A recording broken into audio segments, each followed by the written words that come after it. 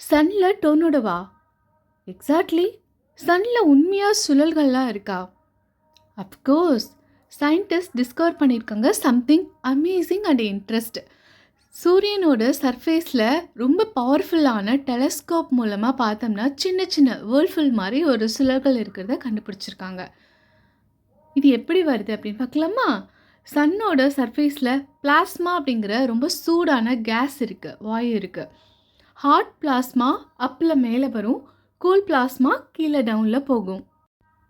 இதனால் சன்னோட சர்ஃபேஸில் boiling water போல் ரொம்ப கண்டினியூஸாக மூவ் ஆகிட்டே இருக்கும். ஸோ இந்த வேர்ல்ஃபுல் எப்படி ஃபார்ம் ஆகுது அப்படின்னு பார்க்கலாமா? பிளாஸ்மாவோட சில பகுதிகள் ஃபாஸ்ட்டாகவும் சில பகுதிகள் ரொம்ப ஸ்லோவாகவும் மூவ் ஆகும்.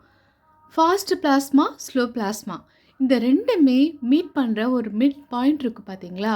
ஸோ அந்த இடத்துல தான் வேவ்ஸும் அண்டு ஸ்வில்ஸும் உருவாகும். இந்த ப்ராசஸ்க்கு கெல்வின் இன்ஸ்டெபிலிட்டி அப்படின்னு பேர். இது எப்படி ரொம்ப பெருசாக இருக்கும் அப்படின்னு சயின்டிஸ்ட் கண்டுபிடிச்சிருக்காங்க அப்படின்னா 27 to 170 கிலோமீட்டர் வரை சைஸ் இருக்கும்.